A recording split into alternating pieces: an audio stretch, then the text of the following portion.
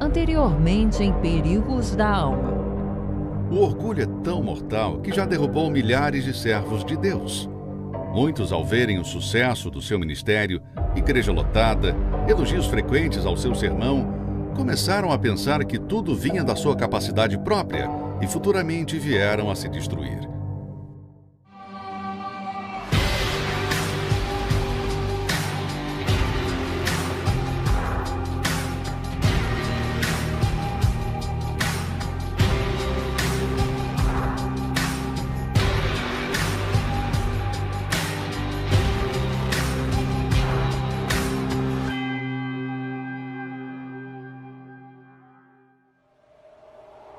Episódio de hoje: Malícia, o verme espiritual.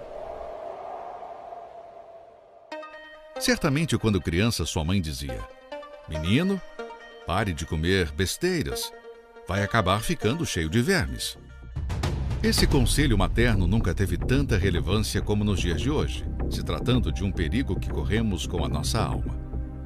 Alguém com verme até pode comer alimentos essenciais e saudáveis, mas ainda assim fica fraca. Isso acontece porque o verme que está dentro dela come as vitaminas e tira tudo o que é bom do alimento. Pois é, assim é a malícia. Um verme espiritual que tem se alastrado em muitos.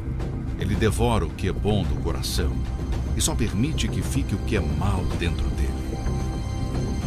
Ele suja seus olhos, suja seus pensamentos, suja sua alma. Assim como o verme é contraído pelo contato com algo contaminado, a malícia entra através de contatos de pessoas que já estão contaminadas. Uma vez portadora, a pessoa passa a ter maus olhos de pessoas da igreja, da obra de Deus. O que antes era algo santo para ela passa a ser impuro. Todas as coisas são puras para os puros, mas nada é puro para os contaminados e infiéis. Antes, o seu entendimento e consciência estão contaminados.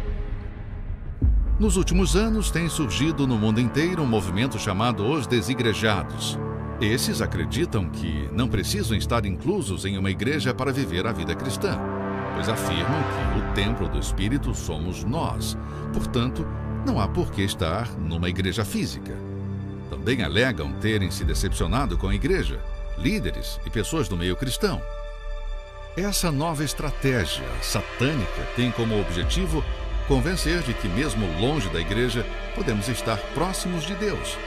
Porém, o que encontramos são pessoas magoadas, cheias de ódio e que trabalham sem perceber a serviço do mal para enveredar a outros no mesmo caminho. Alguns, ouvindo esses ensinamentos, acabam saindo e mais tarde, quando se vê, não estão nem na igreja e muito menos com Deus.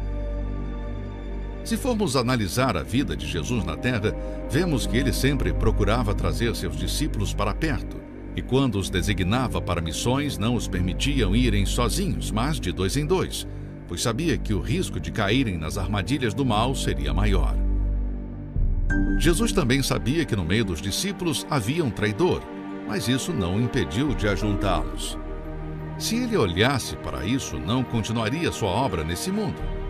Imagine, se no meio de 12, um era trevas, o que dirá no meio de 100, 500 ou 1000 pessoas? Aonde tem o ser humano, teremos problemas.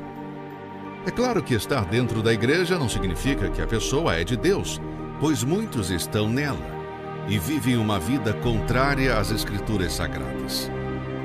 Infelizmente, na nossa caminhada cristã, encontraremos escândalos e maus testemunhos daqueles que não nasceram de Deus. Porém, se os nossos olhos se mantiverem em Jesus e a nossa vida no altar, nada disso nos abalará.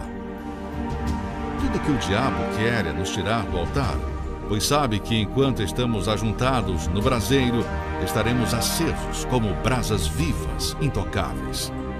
Mas o dia que nos afastarmos dele, pouco a pouco iremos nos apagar e seremos facilmente esmagados. Porventura alguém já viu uma brasa sozinha permanecer acesa? Olhar somente para Jesus é o único remédio capaz de combater esse verme, e assim nos conservarmos puros como uma criança.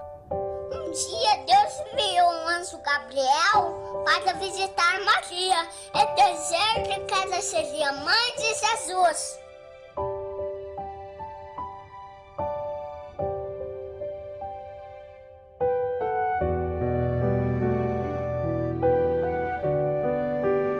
Lava o teu coração da malícia, ó Jerusalém, para que sejas salvo.